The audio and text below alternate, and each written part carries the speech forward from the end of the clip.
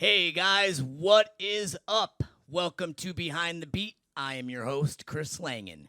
And in today's lesson, we are going to be expanding your drum fill library.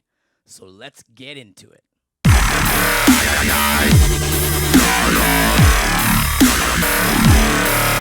All right, guys. So one of my subscribers had messaged me asking me to do a lesson on drum fills.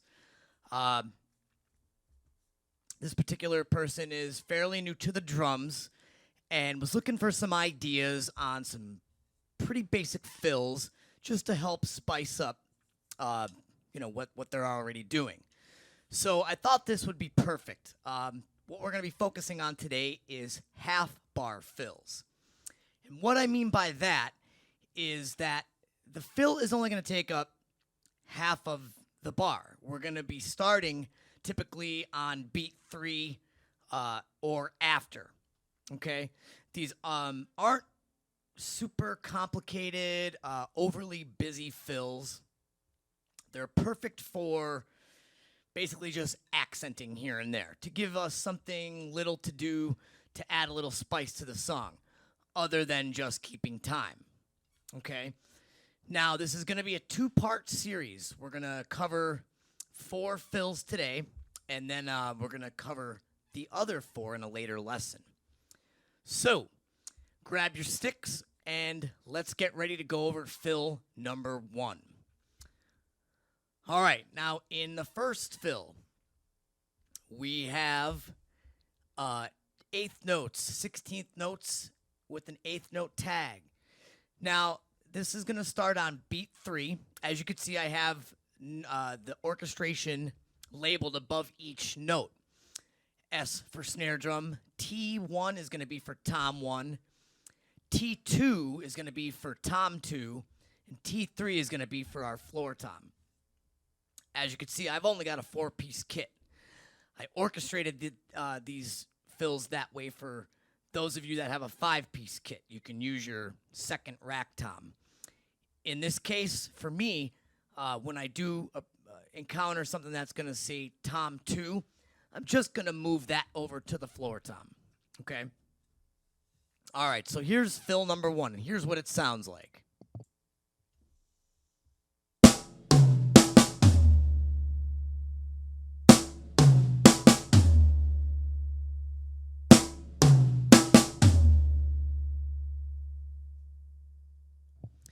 Okay, again, the count is 3 and 4 and. Now, the beats themselves, I've left very, very simple. Basic 8th note rock beat. 8th notes on the hats, kick on 1 and 3, snare on 2 and 4. You're more than welcome to switch up these patterns to whatever you want to play. Also, as far as the orchestration of the fills, you are more than welcome to switch them up as well. These are just a guideline for what you can do. What we're mainly focused on and what is most important is that we're playing the pattern and counting it correctly. Where you place the actual hits, completely up to you. So, I'm going to throw the metronome on 80 beats per minute. Let's see what fill number 1 sounds like.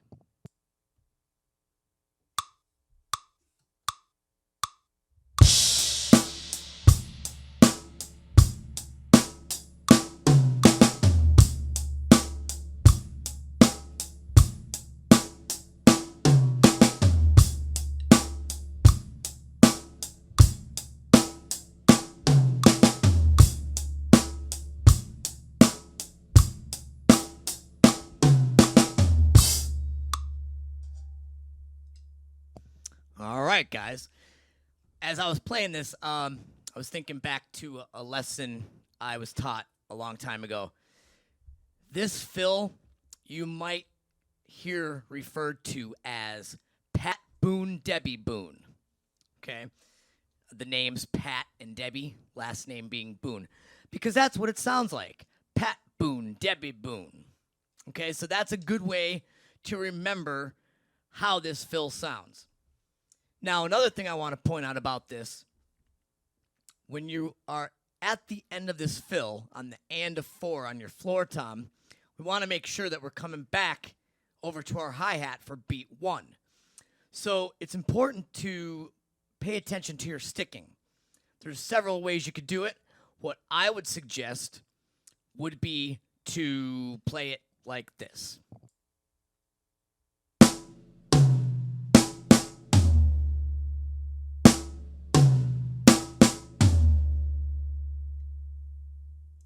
Okay, we want to go left, right, right, left, right. Or right, left, right, left, right. Okay? Because that way, our left hand's going to be out of our way. We can come right back over and proceed with the beat and make sure we land on beat 1 without any issues. All right, guys, let's check out fill number 2. Here's how this one sounds.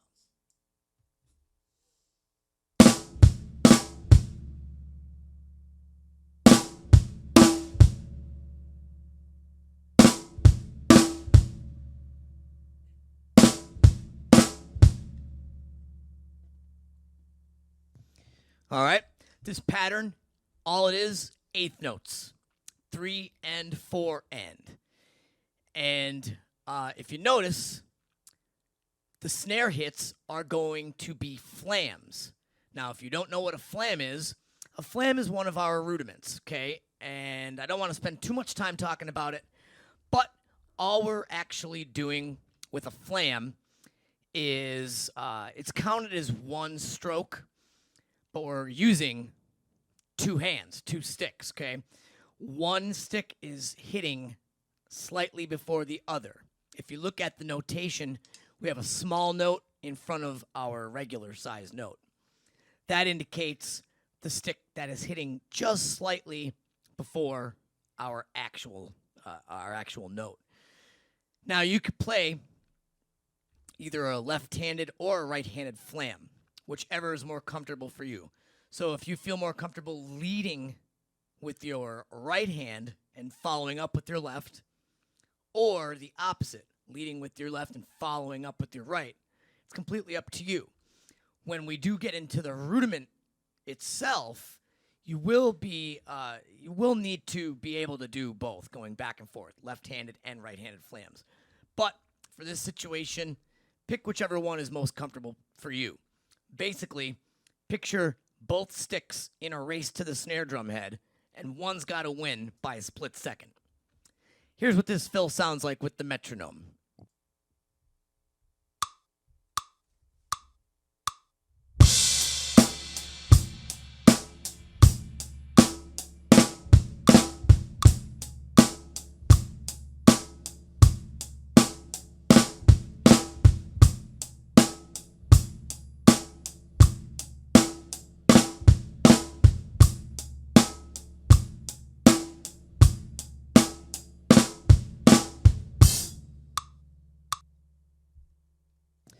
Okay, guys.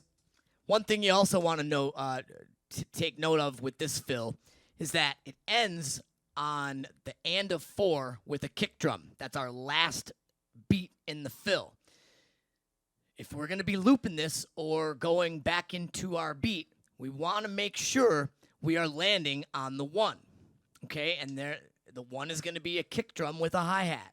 So you're actually doubling it up right there. So you want to make sure that we're not leaving beat 1 empty after the fill is over.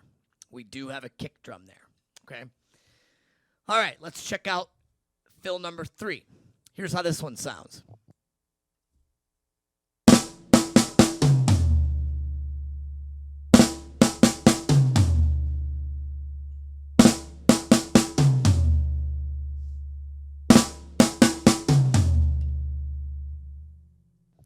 All right, the count for this is 3 and a 4 and. Now, if you notice, we have a flam again on beat 3. So we're going to go flam, snare, snare, snare, tom 1, tom 3, or floor tom. Okay, here's what it sounds like with the beat to a click.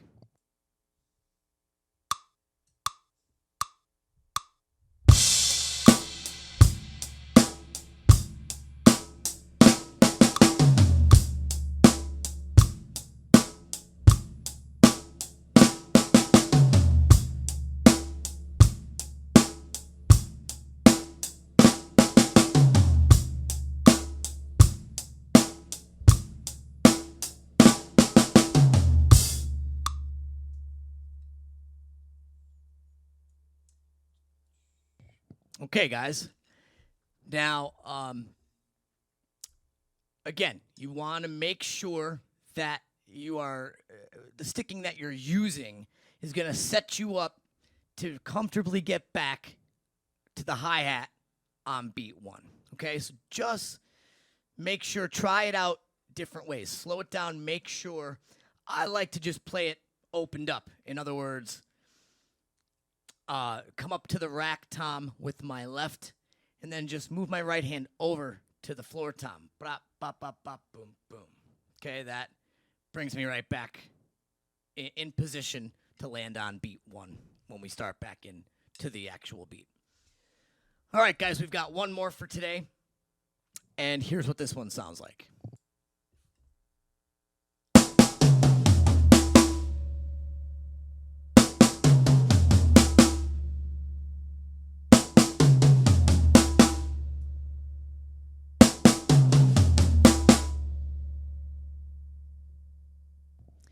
All right, guys, this fill is very simple. Straight 16th notes. 3E enda, 4E enda. Now, I have it orchestrated as snare, tom 1, and tom 2. Obviously, I don't have a second rack tom here, so all I did was just go to my floor tom. All right, here's what this one's going to sound like with the beat.